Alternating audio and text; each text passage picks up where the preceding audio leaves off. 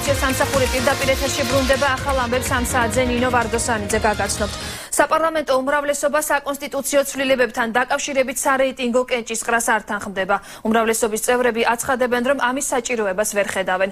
უმცირესობას კი სურს დაამტკიცოს, რომ მმართველ ძალას ოპოზიციის ხმები სჭირდება, ამიტომ მზად არის სარეიტინგო კენჭისყრის შედეგის მიხედვით უმრავლესობას იმდენი ხმა მისცეს, რამდენიც მას ცვლილებების მისაღებად დასჭირდება. რა განცხადებები კეთდება პარლამენტის სესიაზე ამ თემასთან დაკავშირებით მირიან გორგოძე ისაუბრებს საკანონმდებლო ორგანოდან პირდაპირ ეთერში.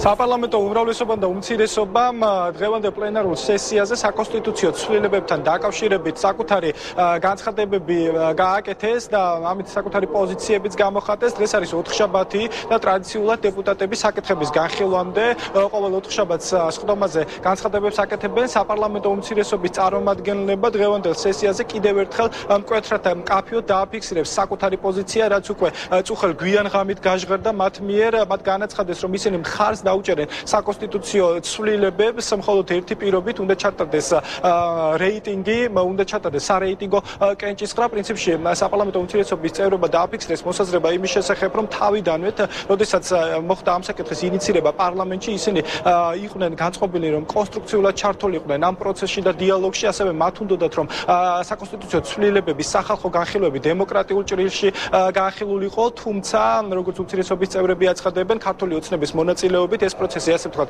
კვერცხების სროლით მიმდინარეობდა. მათ დააფიქსირეს პოზიცია იმის შესახებ, რომ აი ამ წუთებშიც, ამ მომენტისათვის ისინი მზად არიან კონსტრუქციული დიალოგისა და თანამშრომლობისათვის, ხოლო ამისათვის საჭიროა, რომ ჩატარდეს სარეიტინგო კენჭისყრა, შესაბამისად გამოვლინდეს რამდენი ხმა სჭირდება უმრავლესობას, რათა შემდეგ უმცირესობა ამდენივე ხმით დაეხმაროს უმრავლესობის წარმომადგენლებს. გარდა ამისა, უმცირესობის წევრებმა ასევე გააკეთეს განცხადებები სხვადასხვა პრობლემებთან დაკავშირებით, მათ ისაუბრეს ქვეყნის ევროპასთან ურთიერთობის პრობლემებზე, ასევე ახსენეს რამდენიმე დღის წინ ქვეყნის შინაგან საქმეთა მინისტრის ირაკლი ღარიბაშვილის პარლამენტში ვიზიტი, ასევე ისაუბრეს ადგილობრივი თვითმმართველობის ეწოლებზე. კონკრეტულად აკაკი ბობოხიძემ გააკეთა ემოციური განცხადება იმის შესახებ, რომ წყალტუბოში სოფელ ჟონეცსა და მამაწმინდა შორის დამაკავშირებელი ხიდის დემონტაჟი მიმდინარეობს. ჩვენ ახლა შეგვიძლია პირდაპირ ეთერში მოვისმინოთ საპარლამენტო უმცირესობის წევრების სხდომაზე გაკეთებული განცხადებები. ის შეთავაზება, რაც გაკეთდა ჩვენი მხრიდან და ვფიქრობ, ეს არის ძალიან ლოგიკური და აპრობირებული გზა და მეთოდი იმისათვის, რომ საზოგადოებამ და ჩვენც ვიცოდეთ, რა არის რაოდენობა დეპუტატების, რომელიც აძლევს ხმას და რამდენია ასე დეპუტატი, რომელიც აძლევს ხმას ამ საკონსტიტუციო ცვლილებებს. მე ვფიქრობ, რომ ჩვენ ვარ შემოგვათავაზებინა ეს თქვენთვის, ძვირფასო უმრავლესობის წევრებო, თქვენ თვითონ უნდა ჩაგეტარებინათ კიდეც დარწმუნებული ყოფილიყავით თქვენი ხმების რაოდენობაში. შეიძლება ითქვას, რომ საპარლამენტო უმცირესობამაც ასევე მკვეთრად დააფიქსირა საკუთარი პოზიცია სხდომის მიმდინარეობისას. მათ განაცხადეს, რომ უმცირესობის მიერ შეთავაზებულ წინადადებას ისინი არ ეთანხმებიან, ანუ მათი თქმით არ არის საჭირო ჩატარდეს არანაირი სარეიტინგო კენჭისყრა. ისინი მოუწოდებენ უმცირესობის წარმომადგენლებს, რომ შეეშვან გარკვეულ პოლიტიკურ ინსინუაციებს და ამ პოლიტიკურ გადათამაშებებს და თუ კი ვთქვათ, უნდათ მათი თქმით უმცირესობის წარმომადგენლებს, რომ საკუთარი პოზიცია დაფიქსირდეს, ეს კენჭისყრაზე უნდა გამოჩნდეს. ისინი სთხოვენ უმცირესობის წარმომადგენლებს ამ პროცესში იყვნენ როგორც თანამონაწილე მხარე, რადგან ამბობენ უმრავლესობის წარმომადგენლები, რომ მათ უმცირესობის დახმარება არ ჭირდებათ და თუ კი საკონსტიტუციო ცვლილებებს უმცირესობის წევრები ღიად არ დაუჭერენ მხარს, მაშინ გამოდის, რომ ისინი პასუხისმგებლობას აიღებენ ქვეყანაში დიქტატურის დამყარებაზე. თუ ჩვენი რაოდენობა არიცით, თქვენი რაოდენობა ხომ იცით? თუ ის არიცით, რომ მახინჯი ჩანაწერია კონსტიტუციაში, ის ხომ მაინც იცით, რომ ახლა მაინც არ უნდა ევაჭროთ საქართველოს მოსახლეობას, ის ხომ მაინც იცით, რომ თქვენი პრეზიდენტი ვერ გაბედავს მთავრობის დათხოვნას. თუ გნებავთ, ცადოთ, აბა როგორ იქნება, არ დაუჭიროთ მხარი, ჩვენ არ გვჭირდება. ჩვენ ძალიან გვაინტერესებს, როგორ დაითხოვს საქართველოს მთავრობას საქართველოს პრეზიდენტი. ამ წუთებში პლენარულ სესიაზე დეპუტატებმა დაიწყეს სხვადასხვა კანონპროექტების განხილვა. დღის წესრიგით გათვალისწინებულია 4 საათზე გამოცხადდეს შესვენება და 5 საათზე შემდეგ ისევ განახდება მუშაობა, სასესიო მუშაობა. რაც შეეხება კონკრეტულად საკონსტიტუციო ცვლილებებს, ეს საკითხი ხვალინდელ პლენარულ სესიაზე განიხილება.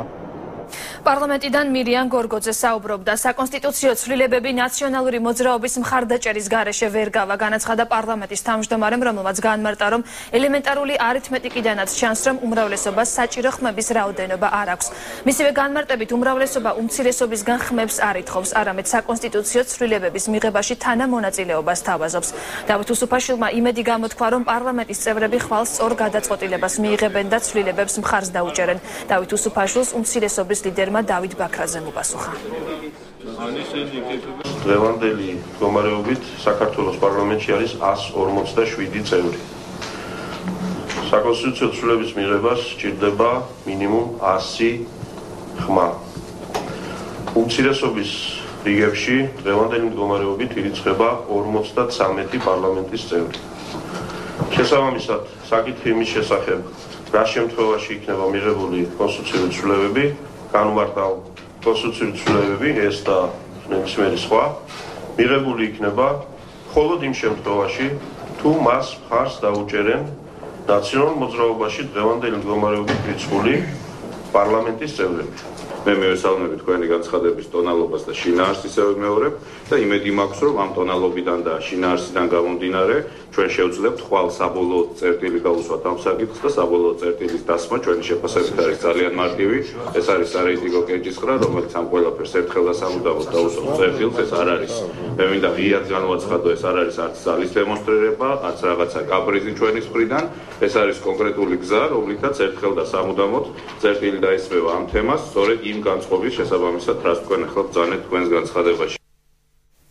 უზენაესი სასამართლოს თავმჯდომარე აცხადებს, რომ ხელისუფლება ვენეციის კომისიის შენიშვნებს მხოლოდ ნაწილობრივ ითვალისწინებს. კოტე კუბლაშვილის განცხადებით, ვენეციის კომისიის მიერ გაწეული რეკომენდაციებით გათვალისწინებულია, რომ არამოსამართლე წევრები იუსტიციის უმაღლეს საბჭოში საქართველოს პარლამენტის მიერ არჩეული უნდა იყვნენ 2/3 უმრავლესობით ან გარკვეული პროპორციული მეთოდით. კუბლაშვილი აცხადებს, რომ იუსტიციის უმაღლესის საბჭოს წევრების არჩევასთან დაკავშირებით საპარლამენტო დებატებში არ ჩაერევა. მე არ მინდა ჩავერიო პოლიტიკურ დებატებში საქართველოს პარლამენტის სხვადასხვა ფრაქციებს შორის. მე ერთი მინდა აღნიშნო მხოლოდ, რომ ვენეციის კომისიის როგორც ადრეული რეკომენდაციები, ისე ჩვენ კონკრეტულ საკითხთან მოცემული რეკომენდაცია თulis, რომ არამოსამართლე წევრები იუსტიციის უმაღლეს საბჭოში საქართველოს პარლამენტის მიერ არჩეული უნდა იქნენ ან 2/3 უმრავლესობით ესეა დაწერილი, ან შეიძლება ესე არ იყოს, მაგრამ გარკვეული პროპორციული მეთოდი. უზენაესი სასამართლოს მიერ ორგანიზებულ შეხვედრას, სადაც სისხლის სამართლის საკითხები, კერძოდ აღმკვეთი ღონისძიების გამოყენების პრაქტიკა განიხილებოდა, პროკურორები დღეს არ დასწრებიან, მიუხედავად იმისა, რომ საკითხის გარკვევა თავის დროზე სწორედ პროკურორებმა მოითხოვეს. შეხვედრაში საქართველოში მოქმედი ადგილობრივი არასამთავრობო და საერთაშორისო ორგანიზაციები, საქართველოს მოსამართლეთა კორპუსის და საქართველოს ადვოკატთა ასოციაციის წარმომადგენლები მონაწილეობდნენ. სასამართლოსთან თანამშრომლობის ჯგუფის ფარგლებში დღეს რიგით მეხუთე შეხვედრა გაიმართა. იყო ძალიან დიდი ინტერესი და საერთოდ მინდა გითხრათ, რომ ეს საკითხი აღკვეთის ღონისძიების გამოყენების სასამართლო პრაქტიკის განხილვის საკითხი დააყენეს ჩვენთან პროკურატურის წარმომადგენლებმა. მათი თხოვნით გადავწყვიტეთ, რომ პირველივე შეხვედრა სისხლის სამართლის მიმართულებით გაგვეკეთებინა სწორედ ამაზე, მაგრამ სამწუხაროდ შემდეგ არც ერთი მათგანი არ მოვიდა ჩვენთან ამ საკითხის განხილვისას. ამგვარი ტიპის შეხვედრები ხელს შეუწყობს ადამიანის უფლებათა სტანდარტის უკეთ დაცვას და ხელს შეუწყობს სასამართლოს განვითარების პროცესში არასამთავრობოების და ადვოკატების ჩართულობას. ზოგადად საუბარი იყო იმაზე და იმ პრობლემატიკაზე, რომ აკვეთი ღონისძიების შეფარდების საკითხში, ასე ვთქვათ, სასამართლოს მიერ მიღებული გადაწყვეტილებები, მხარეების მიერ წარმოდგენილი პოზიციების სტანდარტი მაღალი იყოს, შეესაბამებოდეს და დაუახლოვდეს ევროპულ დონეს. არჩილ კბილაშვილის დავალებით აჭარაში პროკურორების საქმის შემსწავლელი კომისია ჩავიდა. პროკურორებისგან დაკომპლექტებული კომისია იმ თანამშრომლების საქმეებს იკვლევს, რომლებზეც პროკურატურაში საჩივრებია შესული. კომისიის წევრები იუსტიციის სახლის წინ მოშიმშილეებს შეხვდნენ. უკვე მეხუთე დღეა ბათუმის იუსტიციის სახლის წინ გაშლილ კარავში ყოფილი პატიმრები პროკურორების გადადგომის მოთხოვნით შიმშილობენ. ისინი პროკურორის ავთო კილაძის თანამდებობიდან გათავისუფლებას მოითხოვენ. თავად ავთანდილ კილაძე ყოფილი პატიმრების ბრალდებებს უარყოფს. ანუ ყველა ის საკითხი, რომელიც უზენაესი სასამართლოს გამამართლებელი განაჩენით, რომელიც 16 იანვარს შედგა 2013 წლის ვარ გამართლებული და ვითხოვ უკანონო პატიმრობაში ჩემი ყოფნისათვის სისხლის სამართლის პასუხისმგებლობის საქმის დაყენება სალთანდილ კილაძის მიმართ. მას შემდეგ რაც ცნობილი გახდა რომ აჭარაში, კერძოდ ქალაქ ბათუმში საქართველოს მოქალაქეები აფიქსირებდნენ თავის პოზიციას და პროტესტს აჭარის პროკურატურაში მომუშავე თანამშრომლებთან დაკავშირებით, მთავარი პროკურორის მითითებით სპეციალური ჯგუფი ჩამოვიდა ქალაქ ბათუმში, ადგილზე შევიცავთ ეს საკითხი. შესაბამისად, გუშინვე ჩვენ გავესაუბრეთ აქციის წარმომადგენლებს, ორ მათგანს გავესაუბრეთ, დავაფიქსირეთ მათი პოზიციები. დღეს მდგომარეობით ჩვენ ვაგრძელებთ მუშაობას. გენერალური ინსპექციის მიერ მიმდინარეობს მოკვლევა. თუ დადგინდა ჩემს მიერ სამართალ დარღვევა, ან თუ დადგინდა დანაშაული, ბუნებრივია გადავდგები და ეს იქნება ჩემი გადაწყვეტილება. უფლებადამცველი თამაზ ბაკურიძე ავჭალის მეათე დაწესებულებაში პატიმრობაში ყოფნის პერიოდს იხსენებს და მისი საკნის გვერდით განთავსებული გირგვლიანის საქმეში ბრალდებულების შესახებ ყვება. ბაკურიძის განცხადებით გია ალანია, ავთუაფციაური, მიხელ ბიბილური და ალექსანდრე ღაჭავა სრული თავისუფლებით და კომფორტით სარგებლობდნენ. გარდა ამისა, გარკვეული პერიოდის განმავლობაში ასრულებდნენ კიდეც სამსახურებრივ მოვალეობას. ბაკურიძის განცხადებით გია ალანია ბრძანებებს და მითითებებს საპყრობილედანაც კი გასცემდა.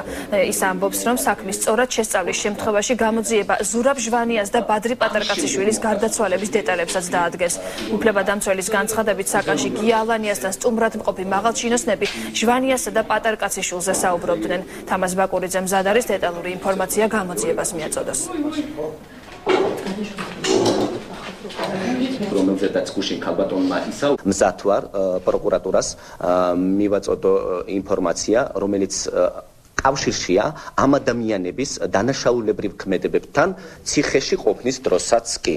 ასევე მინდა აღნიშნო, თუ გამოძიება სწორი მიმართულებით წაიყვანს საქმეს, ერთ-ერთი პიროვნება დაადასტურებს თუ რა მოხდა სინამდვილეში ჟვანიას მკვლელობასთან დაკავშირებით და ასევე გავიგებთ ჩვენ თუ რა ხდებოდა პატარკაციშვილის მკვლელობასთან დაკავშირებით დღეებში.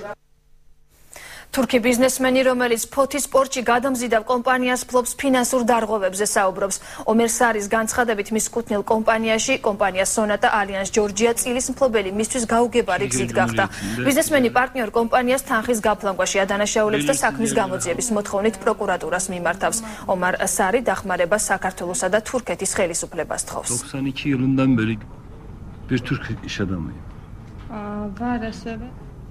Ben bildiğimiz hususların bir daha olmaması için.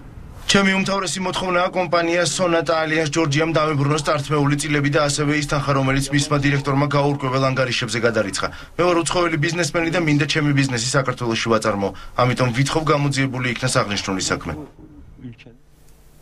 თურქული გამოცემა საბაჰი საქართველოს საგარეო საქმეთა მინისტრთან მაია ფანჯიკიძესთან ინტერვიუს აქვეყნებს, რომელიც Facebook-ზე საგარეო უწყების ოფიციალურ გვერდზე გავრცელდა. გაზეთთან ინტერვიუში საგარეო უწყების ხელმძღვანელი თურქეთსა და საქართველოს შორის არსებულ ურთიერთობაზე საუბრობს. მისივე თქმით, საქართველოს პრემიერ-მინისტრ ივანიშვილსა და თურქეთის პრემიერ-მინისტრ რეჯეფ ტაიპ ერდოღან შორის ანკარაში გამართული შეხვედრისას დღის წესრიგში დადგა ახალციხელი თურქების რეპატრიაციის საკითხი. ფანჯიკიძემ დასძინა, რომ დაბრუნების პროცესი დაწყებულია. პროცესი ეტაპობრივად ხორციელდება. პირველი ეტაპი გახლავთ რეპატრიაციის სტატუსის მაძიებელ პირთაგან განაცხადების მიღება. ჩვენთან შემოვიდა 5851 განცხადება 8900 პირისთვის. უნდა აღენიშნოს, რომ განცხადებების უმრავლესობა იყო ხარვეზებით. შემუშავდა მექანიზმი, რომლის თანახმადაც სტატუსის მაძიებლებს მიეცათ აღნიშნული ხარვეზების გამოსწორების შესაძლებლობა. საქართველოს მთავრობა ძალღონეს არიშურებს, რომ აღნიშნული პროცესი მაქსიმალურად გამარტივებული იყოს დეპორტირებული პირებისათვის, განაცხადა მაია ფანჯიკიძემ. განათლების მინისტრმა ხარისხის მართვის სამსახურის თანამშრომლებს ბოდიში მოუხადა. გიორგი მარგველაშვილმა წუხილი გამოთქვა, რომ ისინი კახა ბენდუქიძის და ხატია დეკანოიძის პოლიტიკური კლოუნადის და პიარის მსხვერპლი გახდნენ. მარგველაშვილმა თხოვნით მიმართა კომისიას დაჩქარებულ ვადებში და კანონის დაცვით მოხდეს აგრარული უნივერსიტეტის მიერ წარდგენილი დოკუმენტაციის შესწავლა და მისთვის ავტორიზაციის აღდგენა. ჩვენ თვალს ვადევნებდით ყოველად ამაზრზე პოლიტიკურ კამპანიას, რომლის ლოზუნგიც იყო ბენდუქიძე დგას კანონზე მაღლა. მე მიხარია, რომ დღეს ამ ჯგუფმა მოახერხა და მოვიდა კანონთან შესაბამისობაში. თუ გამოსწორებულია ხარვეზი, რასაც ღიად აფიქსირებდნენ წარმოდგენილი პოლიტიკოსები, რომ ხარვეზი გამოსწორებულია. შესაბამისად, დადგენილება, რომელიც ხარვეზის საფუძველზე იქნა მიღებული, ყოფილა ჭეშმარიტი, არა?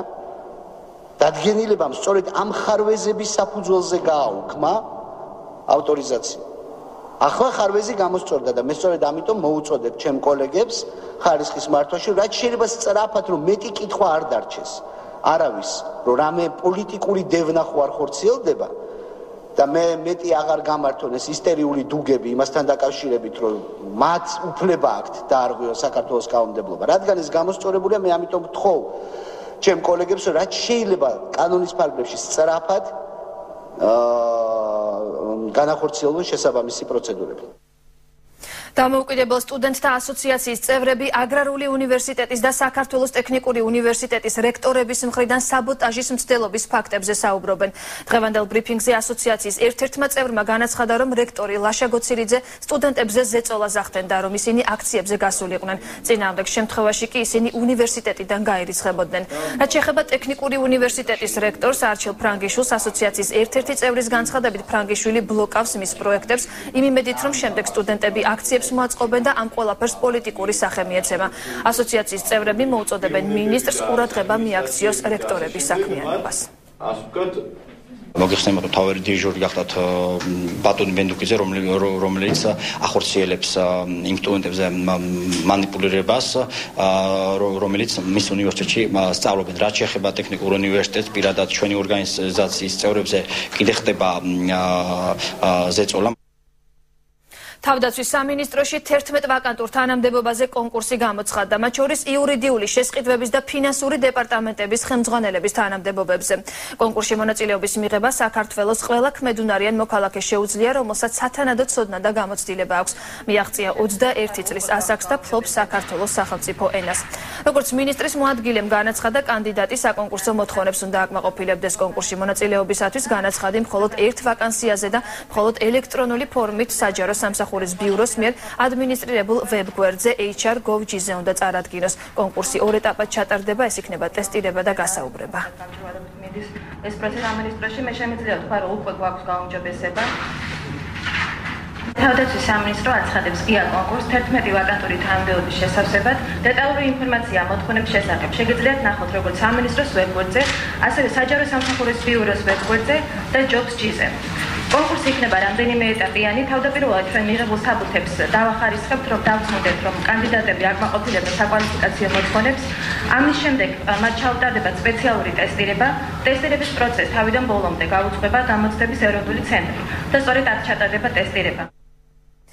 რეინტეგრაციის საკითხებში სახელმწიფო მინისტრი პაატა ზაქარაიშვილი მზად არის, რომ საპარლამენტო უმცირესობა შეხვდეს. ტერიტორიული მთლიანობის აღდგენის დროებითი საპარლამენტო კომისიის სხდომის დასრულების შემდეგ პაატა ზაქარაიშვილმა განაცხადა, რომ დღევანდელი შეხვედრით კმაყოფილია, თუმცა კარგი იქნება თუ უმცირესობასთან შეხვედრა დახურული იქნება.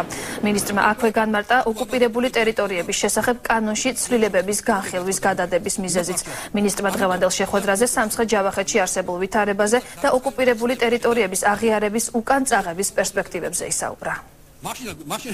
Გამოდემეჯი გადაიდო ოკუპირებული ტერიტორიების შესახებ კანონში ცვლილებები, იმიტომ რომ ჩემი მოადგილე, ვინც არის უშუალოდ მომხსენებელი ქალბატონი ქეთი ციხელაშვილი გახდა ავა და ზოგადად არ შეეხება, ეს ეხება იმ პირებს, ვინც გადმოლახა ოკუპირებული ტერიტორიებიდან საქართველოს საზღვარი და ბუნება დაარღვია, ამ პირების მიმართ პირდაპირ ირთვებოდა სამართლის საქმე. შეკითხვები, რომელიც დაისვა, არც ერთი პასუხი არ იყო. ეს უფრო გავდა NGO-შნიკის პასუხებს ვიდრე მინისტრის, აქაც სტრატეგია ჩანს და არც რეალური ქმედებები, რომელიც უნდა განხორციელდეს. ამიტომ ეს იყო საკმაოდ სუსტი მიდგომები ამ საკითხებთან და არაკომპეტენტური. შალვა ნათელაშვილი ხელისუფლებას ახალი ინიციატივით მიმართავს. ლეიბორისტული პარტიის ლიდერის თქმით, პრეზიდენტის მიერ მთავრობის დათხოვნის შემთხვევაში მინისტრების თანამდებობები უნდა დაიკავონ მეცნიერებათა აკადემიის წევრებმა და წევრ კორესპონდენტებმა. ნათელაშვილი განმარტავს, რომ 60 დღიან გარდამავალ პერიოდში მინისტრების კაბინეტები არ უნდა ჰქონდეს დაკავებული დათხოვნილ მინისტრებს, რადგან ძალაუფლების ფლობის შემთხვევაში ამ ადამიანებს რჩებათ ბერკეტი არჩევნების გასაყალბებლად. ნათელაშვილის აზრით, ბიძინა ივანიშვილს არჩევნებში გამარჯვება მილიარდ ლარზე მეტი დაუჯდა. პრემიერ-მინისტრს არ სურს ანალოგიური ხარჯი გაიღოს მომდევნო არჩევნებზეც. შესაბამისად, ნათელაშვილის განცხადებით არჩევნების მოგებას ის გაყალბების გზით შეეცდება. სწორედ ამიტომ არ უნდა ჰქონდეს პრემიერს ძალაუფლება გარდამავალ პერიოდში. მეცნიერებათა აკადემიის წევრები კი ნეიტრალური ადამიანები არიან და შესაბამისად არჩევნებს არ გააყალბებენ, აცხადებს შალვა ნათელაშვილი. არ გააყალბებენ არჩევნებს და ამ არჩევნების შედეგები იქნება მაქსიმალურად მთელი დავა პრეზიდენტსა და პრემიერს შორის მიმდინარეობს თემაზე. ვინ დარჩება მთავრობისა და პარლამენტის დათხოვნის შემდეგ ახალ საპარლამენტო არჩევნებამდე, ანუ 60 დღე მთავრობის კაბინეტებში. ვის დარჩება შინაგან საქმეთა სამინისტრო, იუსტიციის სამინისტრო, თავდაცვის სამინისტრო და ვინ გამოიყენებს მე ამ ბერკეტებს არჩევნების მასობრივი ფალსიფიცირებისათვის. ენერგეტიკისა და ბუნებრივი რესურსების მინისტრმა კახა კალაძემ გარდაბნის რაიონში ბაქო-თბილისი-ჯეიჰანის ნავთობსადენის საქაჩი სადგური მოინახულა. საქართველოში ბაქო-თბილისი-ჯეიჰანის ნავთობსადენის ინფრასტრუქტურის შემადგენელი ორი სადგური არსებობს. ორივე სადგური საქართველოს ტერიტორიის გავლით თურქეთისკენ ნავთობის ტრანსპორტირებას ემსახურება. მოკლედ ეს არის თავარი ეს არის ძალიან მნიშვნელოვანი სტრატეგიული ობიექტი ჩვენი ქვეყნისთვის და ზოგადად რეგიონში. ძალიან მნიშვნელოვანი პროექტია განხორციელებული და საინტერესოა უბრალოდ ის ყველაფერი, რაც აქ არის გაკეთებული. სამომავლოდ იგეგმება შახტენიზის მილის გაფართოება, რაც ძალიან მნიშვნელოვანი იქნება ჩვენი ქვეყნისთვის. ამით ჩვენ გვექნება საშუალება მივიღოთ უფრო მეტი გაზი. მსოფლიოში უმსხვილესი კომპანია Japan Tobacco International მზად არის საქართველოში ახალი ბიზნეს მოდელით ოპერირება დაიწყოს. ეს განცხადება ეკონომიკისა და მდგრადი განვითარების სამინისტროში კომპანიის აღმასრულებელ ვიცე-პრეზიდენტთან შეხვედრის შემდეგ გაკეთდა. მუცო ივაი თბილისში ოფიციალური ვიზიტით პირველად ჩამოვიდა და ეკონომიკისა და მდგრადი განვითარების მინისტრს შეხვდა. გიორგი კვირიკაშვილთან შეხვედრაზე საუბარი ინვესტიციებს შეეხო. გადაწყდა, რომ კომპანიის ნაწარმის რეექსპორტი საქართველოდან განხორციელდება. გიორგი კვირიკაშვილის განცხადებით Japan Tobacco International საქართველოში 100-მდე ადამიანს დაასაქმებს. It's a very fruitful, yeah. ეკონომიკისა და მდგრადი განვითარების მინისტრთან ძალიან ნაყოფიერი შეხვედრა ჰქონდა. საქართველოს მთავრობა დაინტერესებულია ჩვენთან თანამშრომლობით, ბიზნეს კლიმატის გაუმჯობესებით და ახალი ინვესტორების მოზიდვით. ცოტა ხნის წინ Japan Tobacco International-მა გადაწყვიტა ბიზნესის მოდერნიზება. მოხარულები ვართ, რომ საქართველოს მთავრობა ჩართულია ამ პროცესებში და მზადყოფნა გამოთქვეს ამ კუთხით დაიხვეწოს კანონმდებლობა, რომელიც ჩვენ ბიზნეს საქმიანობას ეხება. ეს კომპანია დაასაქმებს 100-მდე ადამიანს, აქედან 90% იქნება საქართველოს მოქალაქე, რაც ჩვენთვის ძალიან მნიშვნელოვანი ფაქტორია. ასევე დადებითად იმოქმედებს საქართველოს სავაჭრო ბალანსს. ექსპერტი ეკონომიკის საკითხებში დემურ გიორხელიძე აცხადებს, რომ ჯერ არ გასულა საკმარისი დრო იმისთვის, რომ ახალი მთავრობის მიერ გაწეული სამუშაოების შედეგებზე ისაუბრონ და მისი საქმიანობა შეაფასონ. მისივე თქმით, ამ ეტაპზე მთავრობის წარმატება შეიძლება ჩაითვალოს ის ფაქტი, რომ დღეს აღარავის ეშინია საქართველოში ბიზნესის კეთება, რადგან აღარ არის საფრთხე, რომ ვინმეს ბიზნესს წაართმევენ ან უკანონოდ დააპატიმრებენ. გიორხელიძის განცხადებით, დღესდღეობით დაბალია ეკონომიკური აქტივობა, ამის მიზეზი კი არის ის, რომ ქვეყანაში არ არსებობს გამართული საბანკო სისტემა. ექსპერტი იმედოვნებს, რომ მომავალი წლისათვის მთავრობის მიერ ეს პრობლემაც მოგვარებული იქნება. უდიდესი ნაბიჯი უკვე გადადგმულია, ჯერ იმით, რომ ადამიანი დღეს დარწმუნებულია იმაში, რომ მის ბიზნესს არავინ წაართმევს და არავინ მიადგება სახლში ნოტარიუსით და არავინ მოითხოვს იმას, რომ გადააფორმოს. მეორეც განუკითხავთ, არავის არ იჭერენ დღეს და იმ სასამართლოს იმედად არავინ ტოვებს მოქალაქეს, რომელსაც დანაშაული არ აქვს ჩადენილი. ეს ორი მომენტი არის ფსიქოლოგიური თვალსაზრისით უდიდესი მომენტი, თუმცა ინფრასტრუქტურის თვალსაზრისით ჯერჯერობით სერიოზული სირთულეებია. ქართული ოცნების წევრები გიორგი ალიბეგოვი და არმენ ფარმანიანი ვანო მერაბიშვილის მიერ გაკეთებულ განცხადებას გამოეხმაურნენ. მათი განცხადებით ნაციონალური მოძრაობა ანტისომხურ კამპანიას მიზანმიმართულად ახორციელებს. ალიბეგოვის თქმით, ვანო მერაბიშვილი 2 კვირის წინ ახალქალაქში იმყოფებოდა და სწორედ ამ ვიზიტის დროს დაიგეგმა ადგილობრივ საკრებულოში სომხური ენის საკითხის პროვოკაციის მიზნით წამოწევა. მათივე თქმით, ახალციხის საკრებულოს წევრები, რომელთა ნაწილიც რესპუბლიკურ პარტიაში და ქართულ ოცნებაში არჩევნების შემდეგ გაწევრიანდნენ და რეალურად ნაციონალური მოძრაობის წევრები და მხარდამჭერები არიან. ჩვენ არ გვინახია არანაირი ეს დოკუმენტი, არ ვიცით რას ეხება, რაღაცნაირად იყვნენ ნახსენები ქართული ოცნება და რესპუბლიკელები, რაც არის აბსოლუტური ტყუილი. ძალიან სერიოზულად აგორებულია ანტისომხური კამპანია, ნაცმოძრაობა უშუალოდ პრეზიდენტი მიხეილ სააკაშვილი, ვანო მერაბიშვილი ბოლო ეს 1 თვის განმავლობაში ცდილობენ რაღაცნაირად ყურადღება გადაიტანონ სომხურ თემებზე. ახალი ამბები ზუსტად 4 საათზე დავბრუნდებით, მე დროებით გემშვიდობებით.